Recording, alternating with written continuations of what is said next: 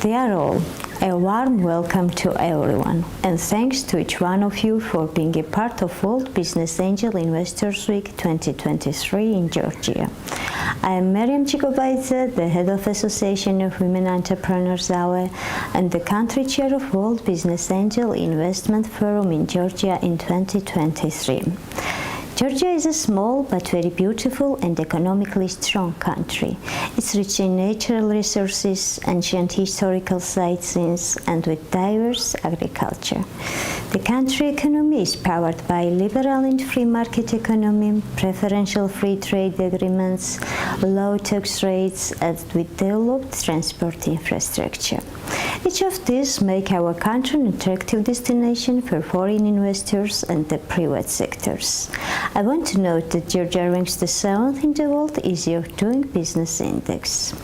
So I'm proud to be a Georgian and that I have the honor to represent such wonderful and strong country at World Business Angel Investment Forum. I think to cooperate with the organization is very important. And why? As an affiliate partner of G20, the World Business Angel Investment Forum aims to cooperate at the global level to enhance the world's economic development. The organization also promotes women entrepreneurs, gender equality, and women's participation in all sectors of global economy.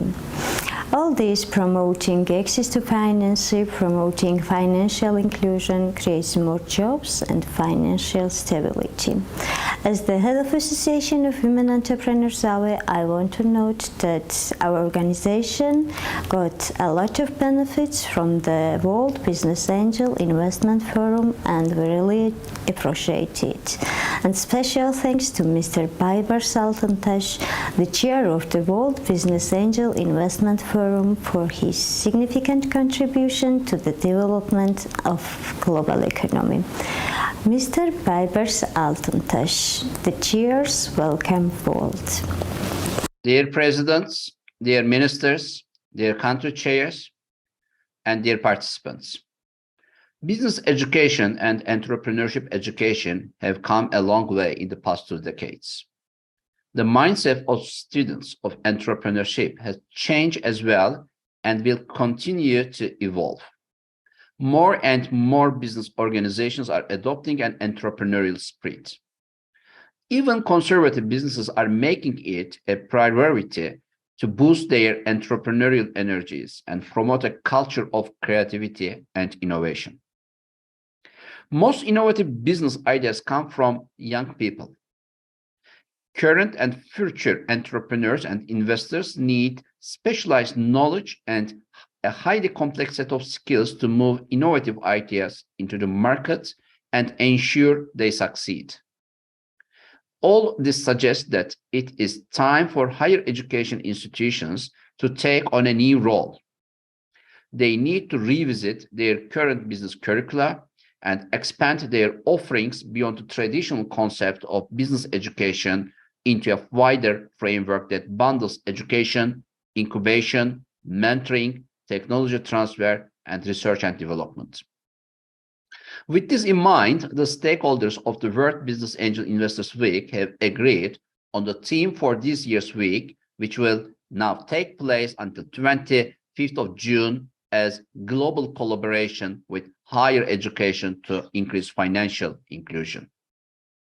The week aims to contribute to the development of skills and expertise of students and faculty members alike, assist in the digital transformation of higher education institutions, and foster the kind of creative thinking that leads to innovation and eventual success in the ever-changing market environment of the 21st century.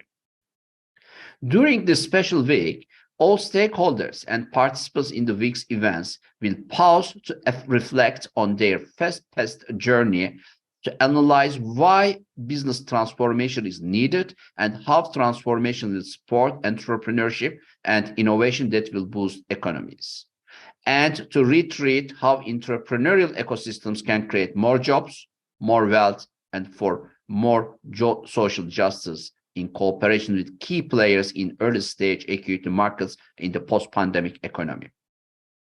World Business Angel Investors Week 2023 will feature roundtables that will provide a platform for entrepreneurs, angel investors, and academicians to explore the processes startups will go through in post-pandemic times. The week will also include discussions on the ongoing challenges entrepreneurial ventures face in integrating the basic knowledge of strategic planning and will consider creative ways to overcome the challenges. I would like to thank in advance all the stakeholders and partners who will be contributing to the World Business Angel Investors Week 2023. They will be highlighting the importance of higher education to increase financial inclusion, the theme of this year's event. I believe to grow and thrive in a post-pandemic world, swift business transformation into a pandemic-proof organizational model is vital if we are to ensure the sustainability of world economies in the new normal. I would like to thank the organizing committee and the colleagues who will be taking roles as country chairs, global partners, keynote speakers, and panel discussion members. Their combined efforts will create value for the world startup economies, not only during this week, but in the future as well. They will focus on harnessing the collective knowledge of the world's most influential women leaders, policymakers, entrepreneurs, and artists with a view to addressing critical issues of early-stage equity markets in the new normal. The week will also be a great platform from which to campaign for solutions to such critical issues and other worldwide concerns at the United Nations, the European, and in G20 countries. The ultimate goal of all of the week's keynotes, discussions, presentations, and workshops is to agree on a common roadmap for entrepreneurs, startups, and SMEs that will enable them to emerge from this pandemic period even stronger than they were before. We encourage all faculty members of higher education, angel investors, entrepreneurs, and policymakers to explore the merits of the World Business Angel Investors Week and take full advantage of its many benefits. I am confident that each participant in World Business Angel Investors Week will benefit from the collaborative ideas, know-how exchange, training programs, and workshops, and global networking opportunities that are offered. I believe that by working together across borders with a common vision and smart dynamics in mind, we are well placed to bring about positive change in global economy. I also want to invite all of you to join the World Congress of Angel Investors 2023, which will be in Durban of South Africa next November. I'm wishing you great success in your future endeavors, and thank you very much for listening to me. All the best. The World Business Angel Investors Week in Georgia is open, and our participants. Respectful leaders and participants, greetings from country Georgia. I am honored to be selected as a participant and speaker at the World Business Angels Investment Forum. I am Nina Zilosani, the Member of the Parliament and the Chairperson of the Gender Equality Council of the Parliament. And as usual, I'll be addressing you on behalf of women. My country, Georgia, is relatively small and still faces several challenges on its way of development. But we strongly believe that each and every citizen of the country is a value. Like the whole developed world, we admit that human resources are essential for creating welfare and success of the country, and giving more opportunities to individuals, especially to women, is an amazing instrument for all governments to lead societies to better life. And when we highlight the role each individual have in development, it is not just an idea, it's an evidence-based fact. To illustrate this, I often mention recent survey done by World Bank, which said that if the women would be participating in economic as are men, our country's GDP would rise up to 11%. This is a huge and very significant amount to encourage us make our policies and actions more women-oriented. The forums like this are vital for exchanging good practices, setting good policies, and for sure I will be using this platform to deliver some thoughts on what are the best entry points for women empowerment. I'm glad to deliver messages which I think can be helpful for empowering women worldwide and in my country.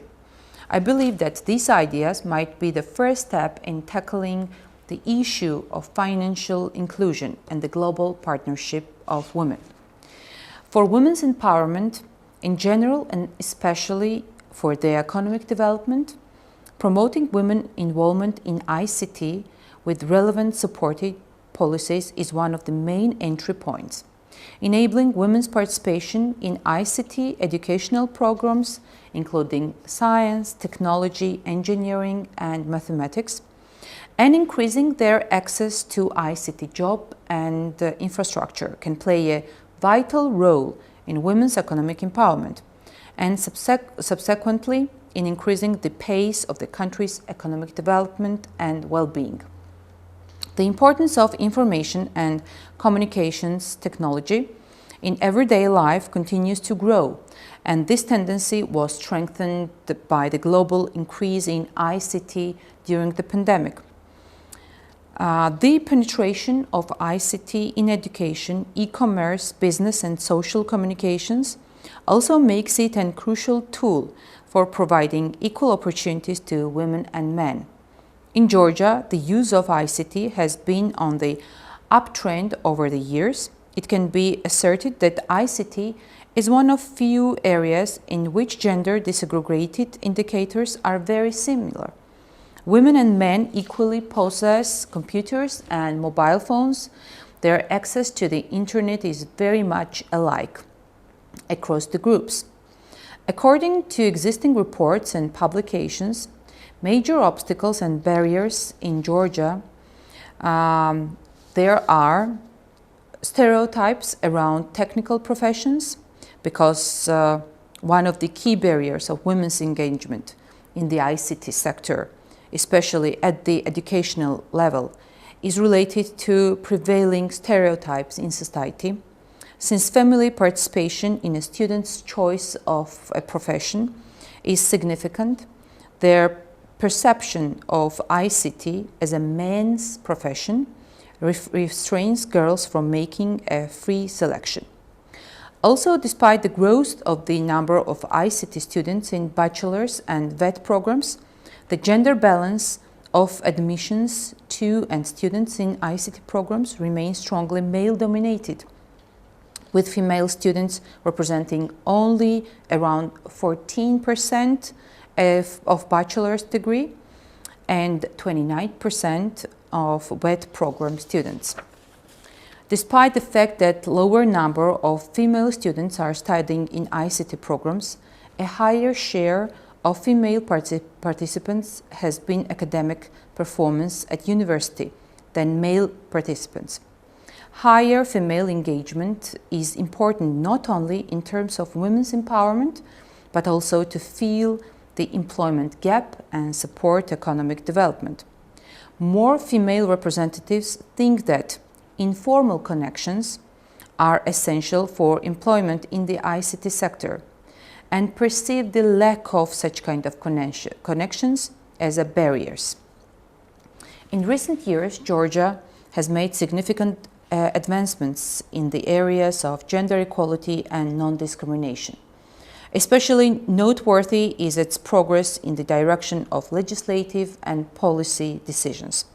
In March 2021, the government of Georgia has joined the Generation Equality Forum and undertook new commitments in technology and innovation for gender equality. It is worth mentioning that in the Gender Equality Council of Parliament, we also share a common vision for increasing the share of women and their meaningful participation in STEM and the economy generally. Nowadays, one of the top priorities for our council is empowering women in the field of technology. We strongly believe that enabling women's participation in the ICT field especially in ICT education, and increasing their access to jobs and infrastructure can play a vital role in women's economic empowerment and subsequently in increasing the pace of the country's economic development and well-being. Promoting women and girls to be part of the technology field is some kind of effort and mission which will lead us to an empowered and intellectually well-prepared society. In the end, once again, I want to highlight that women, who represent half of the world's population, lack special measures and policies that guarantee their empowerment. These women are strong, talented, and full of spirit, and are awaiting for us, decision makers and policy makers, to transform our actions into more gender sensitive and to compensate discrimination towards women that existed during centuries. Thank you very much. Dear participants of Business Angel Conference, this is my great pleasure to welcome you and present very shortly business environment in Georgia. My name is David Narmania. I am head of Georgian Energy and Water Supply Regulatory Commission, as well as professor of Tbilisi State University. First of all, according to World Bank's last report, Georgia has made much progress over the past decade. All of reforms which are in our country in economy and business environment are based on associated agreement between EU and Georgia, signed 9 years ago, and according of the associated agreement, several reforms in different sectors in public administration are based on European best practices. According of the reform in different international rankings, we have a very important positions. For example, in Rule of Law Index of 2021, we have first place in Eastern Europe and Central Asia. In the Safety Index of 2021, we have 10th place, as well as in Economic Freedom Index of 2022, we have 26th position. This is Heritage Foundation's index. In the Fitch ratings, we have BB stable, as well as Standard & Poor's index, we have also BB stable position. All of reforms in our country, there is a very important reforms and have a very special results. I would like present you very shortly our fiscal and tax system, which is very easy. And main goals of our fiscal policy is improvement of business environment, attraction of foreign investments, as well as consolidation of fiscal discipline. In our country, we have only 7 different taxes and very low tax rates in our region. In the state taxes, there is a personal income tax, profit tax, VAT, excise tax, and import tax, and only one local tax. This is property tax in our country. The major changes are effective from 2017. This is introducing a new model of taxation of the corporate income or profit tax, which is now live to timing of profit distribution, payment of dividends, like Estonian model. Georgia has very friendly business environment and great destination. The administrative procedures in our country are very easy, very low level of corruption and bureaucracy. Most of administrative procedures are online and web-based, and our country have also free trade agreements with EU, with China, with Turkey, and different countries. According of the easiest tax system, according of the easiest licensing system, according of the very clear procedures, the investment number is increasing in our country. There is a very easy administrative procedures for establishing of business in our country, and only one day is enough to register in public registry company, receiving a tax number and social security registration, licensing, etc. We have some free industrial zones in our country and special trading regimes for the companies which are located in these free industrial zones. We have also double taxation avoiding procedures and agreements more than 50 different countries, including China, Germany, UK, and Spain. More than 90% of imported goods are almost no custom duty in our country, and declaration procedures of taxes or imports are absolutely online, web-based, and very easy, and the administrative procedures in the custom borders need approximately 10-12 minutes.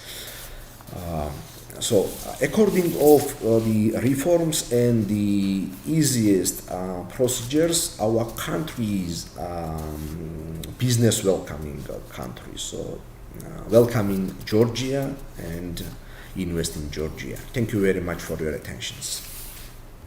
Government of Georgia decided to develop innovation and knowledge-driven economy in the country. So for that purpose, it's very important to invest heavily to develop innovation ecosystem in the country throughout the different programs that my agency, Georgia's Innovation and Technology Agency, is developing throughout the year from 2014. We already gone through almost a decade of the different kind of support programs for innovative startups, for entrepreneurs, for innovators, for inventors, anyone who is contributing to develop innovation ecosystem. We are also definitely supporting the universities, academic sectors, and of course, most importantly, the business organizations. We are mostly focused to support development of further development of the ecosystem. For that regards, it's very important that in our main task from the beginning was to involve more private investments in Georgian startups and to kind of support angel investors and VC funds in order to engage the development of the ecosystem together with the government of Georgia, because only governmental support is not enough to have the actual very beneficial result for our country economy. Our support program is mainly designed to support the idea stage startups, and also from our own financial resources from the government of Georgia side. But of course, our program is also tries to develop the whole ecosystem where they will have accessibility for the investment, for the mentorship, and for the other factors for their development. That's why for us it's very important to support international conferences, international meetings where international angel investors are coming in Georgia or participating in Georgian events, have opportunity to meet Georgian startups in order to exchange ideas, in order to kind of give them mentorship. But of course, the main idea is to raise more international investments from these investors. We came to these stages when Georgian startups are already known in some part of the world, when Georgian startups raised investment. But of course, our ecosystem still needs further and way more development. I would say that we are more like the early stages in the development process, where we already have quite strong and quite big number of the people who are involved in the innovation ecosystem development through their startup ideas or some technology projects that they are working in different sectors, including academic sector, including the business sector. And we are also seeing the first trends when Georgian businessmen are also considering to invest not only conventional and traditional businesses, but also in innovative businesses. And we will be seeing, as our ecosystem is growing, more and more investors will be investing in Georgian startups. This is something that we are mostly focused right now to create the ecosystem where private sector feels they have more credibility for the innovation ecosystem, and they will be risking their also own money in order to support new, innovative, sometimes crazy ideas when we are talking about the development of the innovation ecosystem. Definitely, government of Georgia has planned how to further develop the innovation ecosystem. We have seen and witnessed in other countries how other countries did, but we want to do it faster, we want to do it better, and we are seeing that Georgia is becoming one of the attraction center for innovative businesses, now regionally, but definitely we are focusing massively in order to do more programs, in order to support more startups, and also as we started horizontal approach that we are supporting like any startups in any stages or in any industry, we will be starting to also kind of support more like the narrow directions, for example, AI, fintech, and etc., and with more thorough projects and programs from our side, and also from business side and from the academic side as well. I would like to wish success to all the participants of this conference, and I hope that you will have very fruitful and insightful discussions throughout this Angel Network conference. Georgia's Innovation and Technology Agency has been very actively involved in the development of the programs that will support the development of the startup ecosystem and startups in general. For the past few years, we have achieved quite significant achievements. The government of Georgia, through JITA, has spent for the past 4 years more than 32 million Georgian lari, which is equivalent to approximately $12 million on the startup financing within our grant programs. And we saw that the startups themselves have generated more than 120 million Georgian laris in revenues and raised more than 310 million Georgian laris in private investment. This totally amounts to approximately 150 million in raised capital and generated revenues. Therefore, currently we are at the stage where the agency and the government is thinking of developing additional programs to support startup ecosystem and help startups within the next funding rounds. To this end, we, after the negotiations with 500 Global, one of the biggest accelerators in the world, the 500 acceleration program started in Georgia.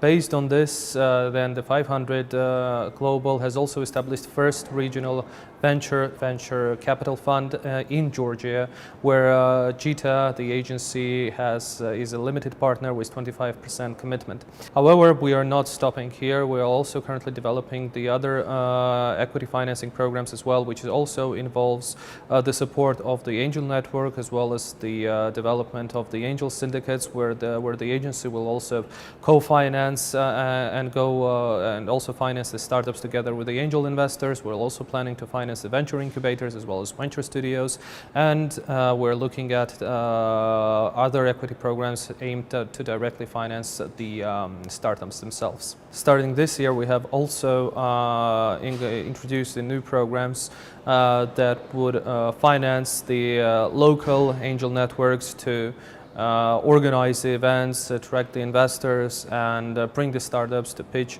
on those events. We have already financed our first angel network this year, and we're also going to be announcing the second call for the angel networks this year as well, to further support the startups and enable them to be to go to these events and pitch against the investors and raise additional financing.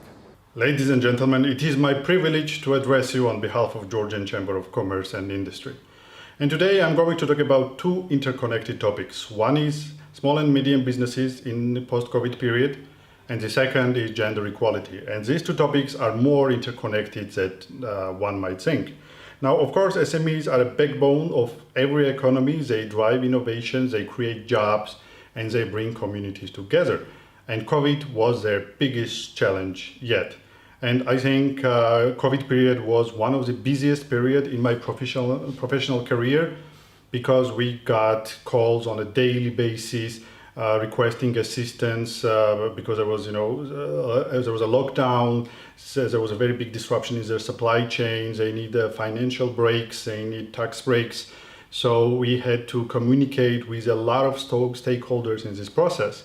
And to assess what were the business needs more accurately, we conducted a survey.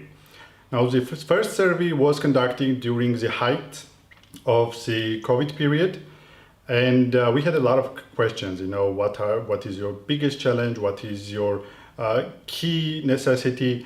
And we had one box: digitalization and e-commerce. And in the end, only 0.8% of companies ticked that box. It is interesting that after about 3 months, we conducted a second survey with the same questions. And now 18.9% of companies realized that digitalization and e-commerce was amongst their top priorities. And it is true. COVID was the biggest boost for SMEs regarding digitalization and overall digital transformation. And this is especially true for developing countries. I can speak freely about Georgia, but I had a communication with my colleagues from other countries, and they indicated the same results. And we implemented a lot of support mechanisms and projects to support SMEs. We had e-commerce trainings, we had free web pages projects, and I was very glad that demand was very high for a very long period of time. We had more than 800 businesses that went through this digitalization project, and in the end, I think they became stronger than before. Therefore, we can look at COVID as among the biggest disastrous events in recent history, but from business perspective, it was also a period of opportunity and transformation. The second topic is about gender equality. And I think today it's not only a social justice issue, but it's a business imperative.